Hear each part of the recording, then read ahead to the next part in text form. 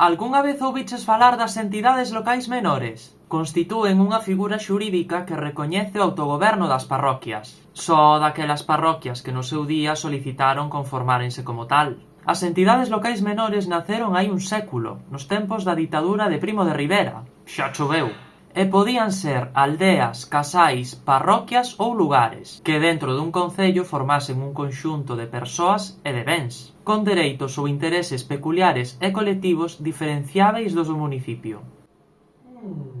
Iso quere dicir que todas as parroquias son entidades locais menores? En absoluto.